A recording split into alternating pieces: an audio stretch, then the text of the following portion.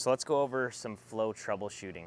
So on a weekly basis, we want you to be checking your salt chlorinator here. What you want to be looking for is all green lights. But you can see here that we have a red light on flow. And flow is everything in your pool for chemistry, for heating, and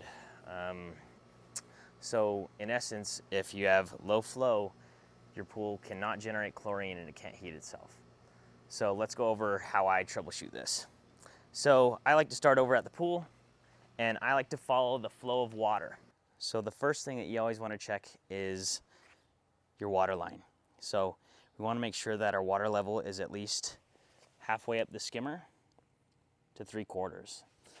If it's below that, your pump will lose prime and it'll start sucking air. So that would obviously generate a flow issue. And while we're talking about it, you don't want to have your water level above the skimmer because it won't be able to skim the surface debris.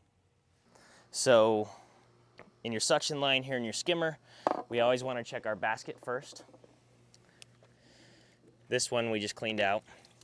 But sometimes you can get lots of leaves or debris if you haven't changed this out recently. This can definitely inhibit your flow. But once you clean that out, if you're still having flow issues, let's just move down the line and check out your pump basket. So you can look in here, but sometimes this will get kind of foggy over time. But to check that, we can just go ahead and turn off the pool in the panel.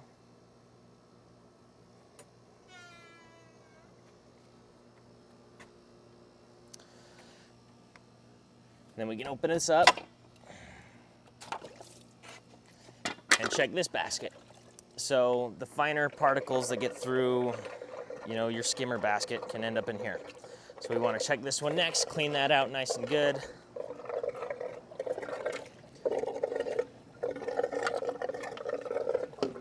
Put that back on. And then from this point, we could turn the pool back on and see if that fixed our issue, if it was obvious that there was a ton of leaks in there, right? But if there wasn't really anything in your pump basket, then I would suspect that maybe it's your filter as well. So let's go over how to check our filter cartridges and how to disassemble this.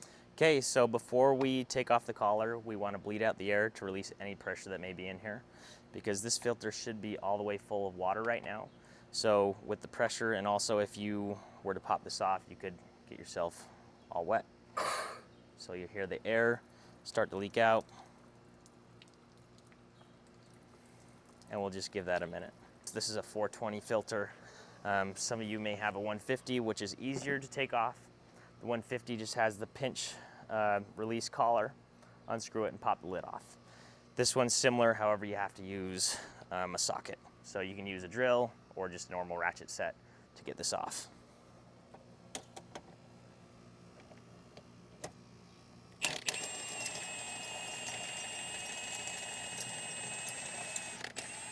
So this brass fitting will come all the way off with all these washers. Just like that. Okay, so after we take off that, we can just go ahead and remove this. That was graceful.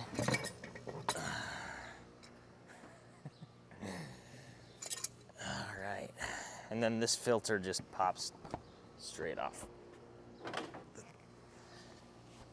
Okay, so now that we got the top off, looking at these filters, these ones are actually pretty clean. However, you'll know when these are dirty. So what you want to look for is in these little fins, it'll collect debris, and when it's about halfway full of debris, then you're only using about half your filter. So most of the time when you have a flow issue, it is going to be the cartridges, and it's time to replace your filters. What you'd want to check there, this comes off, and then each of these just pops off individually. So like I said, if these are about halfway full of debris, you're not using your filters to their full capacity, and it's time to switch them out. So we'll just reverse that and put this back on. And then we'll just put this collar back on. It is nice to have two people for this step. So now we got that in place.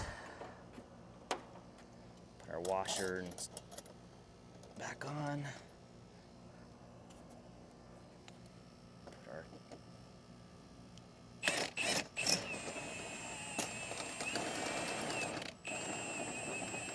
You see that start tightening up.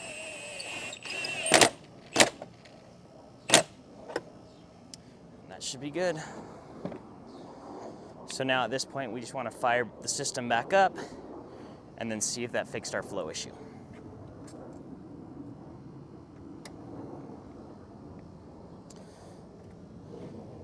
Again, we'll open this valve once we hear it start spooling up.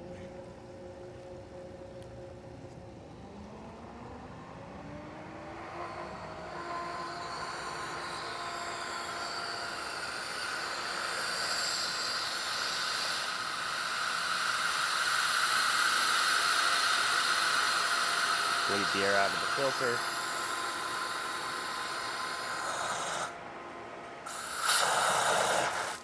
Just like that.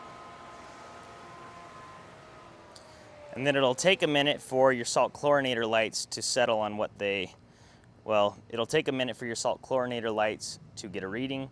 So you'll see them flashing back and forth. That's totally normal.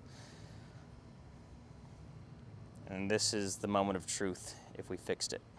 So now you can see we have a green flow light, and that is what we're looking for, all green lights on the salt chlorinator.